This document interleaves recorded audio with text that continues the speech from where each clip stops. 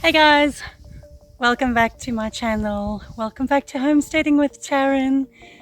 This video is all about stinging nettles. Okay, I'm sure many of us know all about this plant. If you tend to walk through them, your skin will start to feel like it's burning or itching. But it will only be like that for a few minutes. Now, obviously, this is not most people's favorite plant, but it's definitely one of my favorite plants. Let me explain why.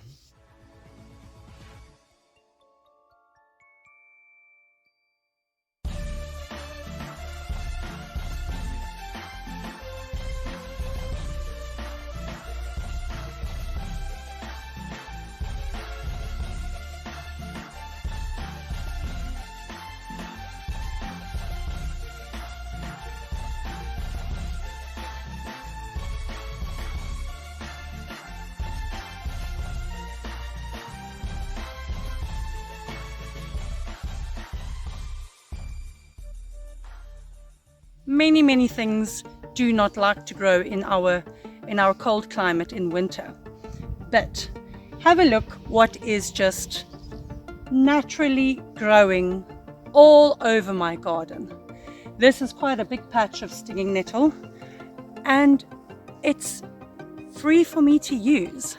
Not only is it free, it has got a lot of calcium and a lot of magnesium in the plant, and it is something that we can use in a tea, and it is something that we can eat.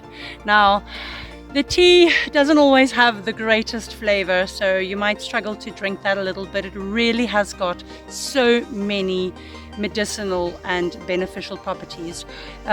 Namely, one is its anti-inflammatory properties, which definitely can help you with reducing stress and inflammation in the body.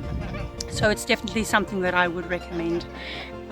What I like to do with it is I like to use it in the same way that one would use spinach. Anything that you would put spinach in, I would put stinging nettle in. It's got a delicious green, wild, fresh flavor to it, and I feel as if it's a really good substitute for spinach if you don't have spinach. Just like I don't have spinach at the moment, so I'm going to use some nettle. Now, in order to handle this plant, I would advise you to actually put on some gloves. I will admit I'm quite used to handling it, so the sting or the burn doesn't bother me too much. So all we would do with this plant is you would literally just pick off the leaves, and that is what you would put into your pot. So I will admit, to use the nice fresh young plants is definitely a very good idea. The older the plant becomes, the more tough the leaves become. You can also use the stem, you can also cook the stem. I have done that before, but I will admit that it didn't taste very nice. It was sort of like I had this fibrous stem in my mash, and it didn't work too well. I did eat it, but it didn't work too well. So I would just advise you to actually just pick off the leaves and use those leaves. All right.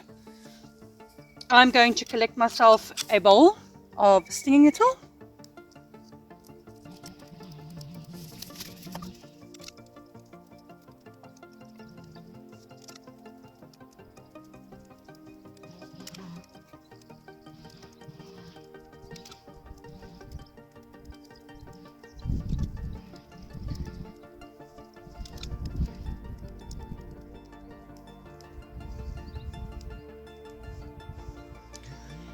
I don't like to waste anything, so what I'm going to do is I'm going to use all the leaves in my dinner tonight, and I'm probably going to just toss it up along with some roasted vegetables, or I might just put it into some lentil patties.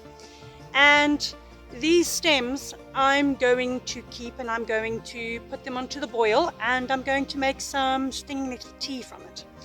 So basically all you do to make stinging nettle tea is to bring it to the boil for 5 or so minutes and just let it cool. Once it's cooled, you can strain it and then drink it.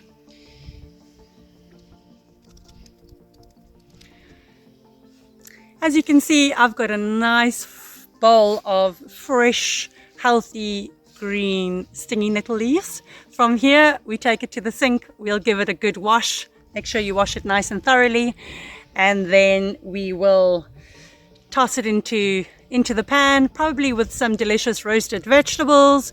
Make sure that you cook it for at least 5 minutes or so. Once the leaf has wilted, it will no longer sting you, and it will then be safe to eat.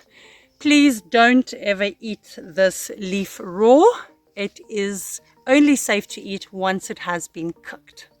I hope you found this video helpful.